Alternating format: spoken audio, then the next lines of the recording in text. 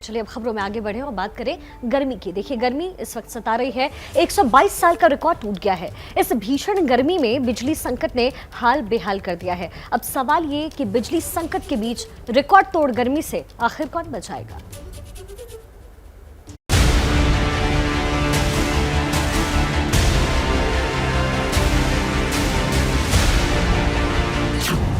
पहले बिजली की रिकॉर्ड मांग,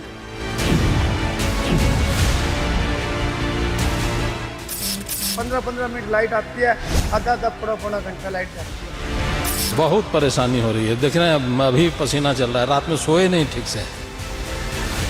लाइट बहुत खराब आ रही है। रात में 2 घंटे आती है, दिन में भी 2-3 घंटे आती है। अब रिकॉर्ड तोड़ गर्मी का सितम। परेशानी बहुत हो रही है कि इतना टेम्परेचर है जिसको फिर आदमी बाहर निकलने की इच्छा नहीं हो रही।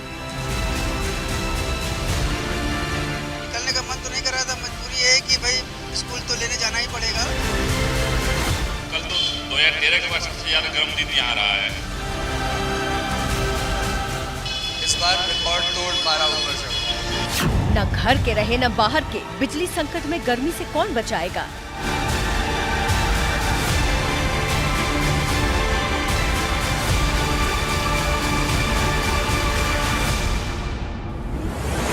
जी हां, सूरज का प्रकोप देश पर इस गर्मी में पहले से कहीं ज्यादा है।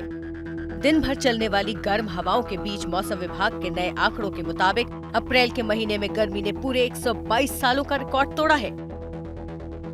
IMD यानी इंडियन मीटियोरोलॉजिकल डिपार्टमेंट के जारी किए गए आंकड़ों के मुताबिक उत्तर पश्चिम भारत में अप्रैल में औसत अधिकतम तापमान 35.9 डिग्री सेल्सियस रहा। ये अप्रैल 2010 में दर्ज 35.4 डिग्री सेल्सियस के पिछले रिकॉर्ड को पार कर गया है। मध्य भारत में अप्रैल में औसत अधिकतम तापमान 37.78 डिग्री सेल्सियस था, जो 1973 में दर्ज किए गए 37.75 डिग्री की औसत से ज्यादा था। ये आंकड़े 1901 से रिकॉर्ड किए जा रहे आंकड़ों के मुताबिक 28 अप्रैल 2022 तक उपलब्ध डेटा के अनुसार जारी किए गए हैं। यानी 122 साल के अप्रैल के महीने के रिकॉर्ड में सबसे ज्यादा गर्मी इस बार पड़ी है। IMD के मुताबिक इस साल अप्रैल में देश भर में हीट वेव और सिवियर हीट वेव यानी लू और भीषण लू की स्थिति के मामलों की संख्या भी बढ़ी है। यानी चुभती जलती गर्मी के इस मौसम में सड़कों पर निकलना, घर से बाहर झांकना एक बड़ी चुनौती है और कोशिश यही रहती है कि जब तक टाल सकें बाहर कदम ही ना रखें। लेकिन गर्मी में दोहरी मार का शिकार हो रही है जनता जब घर के अंदर भी राहत न हो। कारण है बिजली की भी भारी मांग के चलते भारी कटौती और उस पर उत्पादन कम। ट्विटर पर बिजली की मांग को लेकर किए गए ट्वीट में शुक्रवार को बिजली मंत्रालय ने जानकारी दी कि पूरे भारत में बिजली की मांग अप्रैल 29 को दोपहर 2:50 तक 2,07,111 मेगावाट तक पहुंच गई, जो अब तक का सबसे ऊंचा स्तर रहा। और इस मांग को पूरा करने में नाकाम बिजली उत्पादन कंपनियों को मिलने वाले कोयले की कमी बताई जा रही है। सरकार के सूत्रों का कहना है कि राज्य की बिजली उत्पादन कंपनियों पर सरकारी कोयला कंपनियों का करोड़ों रुपए बकाया है। सूत्रों के मुताबिक कोयला कंपनियों का सबसे ज्यादा बकाया महाराष्ट्र की राज्य बिजली उत्पादन कंपनी पर है। राज्य की बिजली कंपनी पर कोल इंडिया कंपनी का 2,608 करोड़ रुपए बकाया है। इसके बाद पश्चिम बंगाल का नंबर आता है और राज्य की बिजली उत्पादन कंपनी पर कोल इंडिया लिमिटेड का 1,066 करोड़ रुपए बकाया है। इसी तरह झारखंड सरकार की इकाई तेनुघाट विद्युत निगम लिमिटेड पर भी कोल इंडिया लिमिटेड का 1,018 करोड़ रुपए बकाया है। चौथे नंबर पर तमिलनाडु सरकार की बिजली उत्पादन कंपनी है, जिस पर कोल इंडिया लिमिटेड का 823 करोड़ रुपए बकाया है। इसके अलावा मध्य प्रदेश की बिजली उत्पादन कंपनी पर भी कोल इंडिया का 533 करोड़ रुपए बकाया है। और बिजली की गंभीर कमी से जूझ रहे राजस्थान की भी सरकारी बिजली उत्पादन कंपनी पर कोल इंडिया कंपनी का 429 करोड़ रुपए बकाया है। कोयले की कमी और सप्लाई में आड़े आने वाला बकाया भुगतान तो सरकारों का मसला है, फिर जनता इसमें क्यों पिस रही है। ये राजस्थान के जोधपुर का हाल है। बच्चों के एग्जाम्स चल रहे हैं, लेकिन जैसे ही वो पढ़ने बैठते हैं वैसे ही लाइट चली जाती है। ऐसे में रात के वक्त उन्हें या तो इमरजेंसी लाइट या मोबाइल की टॉर्च में काम करना पड़ता है। यहाँ बार बार होने वाली बिजली कटौती से बच्चे भी परेशान हैं और उनके माता पिता भी। हम पढ़ने बैठे तब लाइट चली जाती है, पता नहीं लाइट वापस कब आएगी। हमें फोन की टॉर्च जलाकर पढ़ाई करनी पड़े। रात को लाइट कटती है 8 बजे, वापस पता नहीं कितने बजे आती है। दिन को भी लाइट 2-2 घंटे कटती रहती है। लाइट का तो कोई भरोसा ही नहीं है। जैसे कि काम के टाइम होता, पढ़ाई करने बैठते हैं 7-8 बजे, उस टाइम लाइट चली जाती है। और रात को 10-11 बजे आते हैं। तब तक तो हम थक जाते हैं, पढ़ाई भी नहीं कर पाते अच्छे से। पहले स्कूल की टाइम रहती थी बच्चों की, सुबह 7 बजे से 12 बजे तक जाते हैं। उसके बाद में वो वापस घर आते हैं तो 1 बजे, 2 बजे, 3 बजे कोई टाइम लाइट कर देती, फिक्स टाइम है नहीं। और हर जगह लाइट करती है, जिस टाइम 2 घंटे बाद में वापस लाइट नहीं आती है।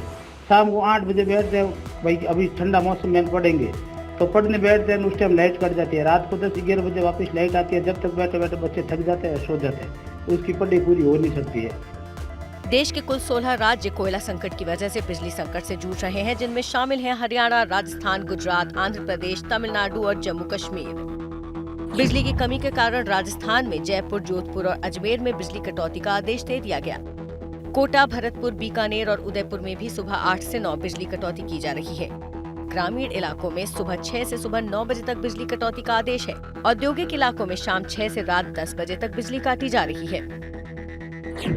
प्रदेश के मुख्यमंत्री अशोक गहलोत बिजली संकट पर जनता से ही सहयोग मांग रहे हैं। गर्मी से बचने की हिदायत दे रहे हैं।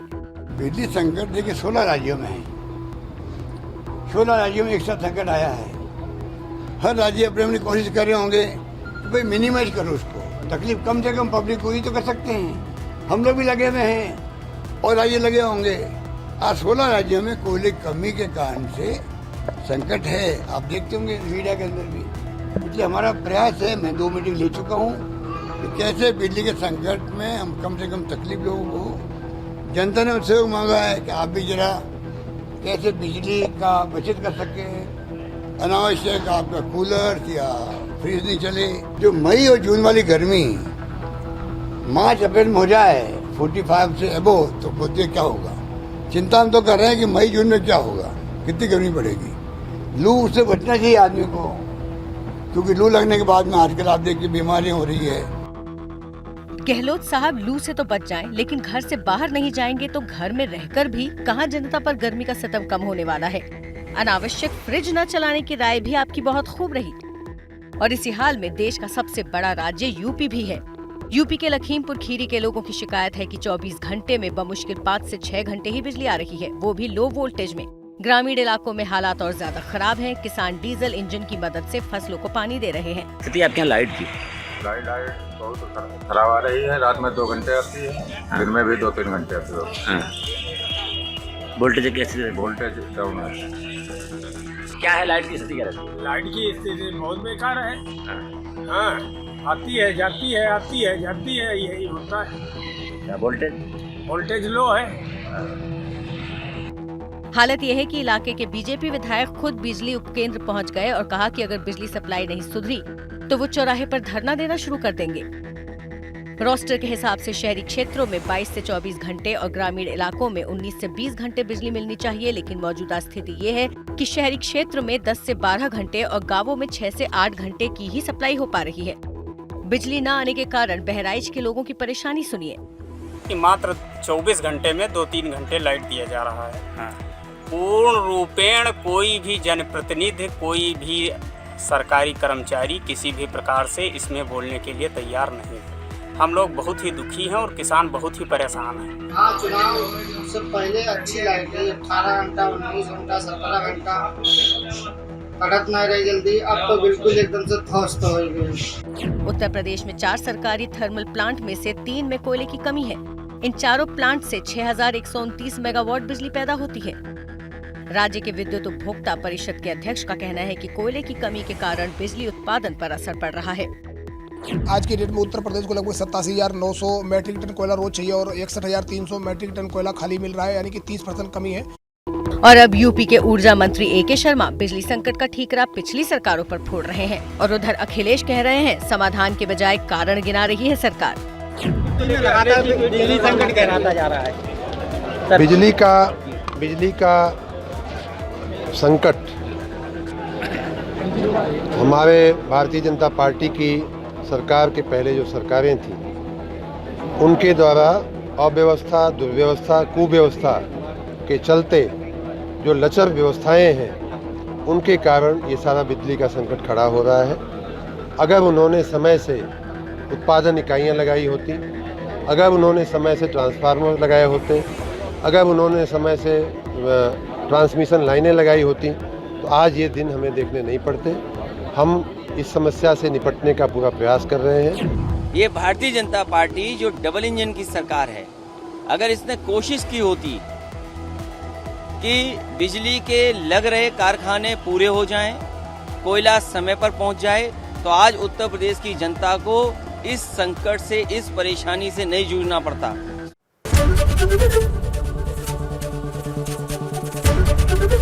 एबीपी न्यूज आपको रखे आगे।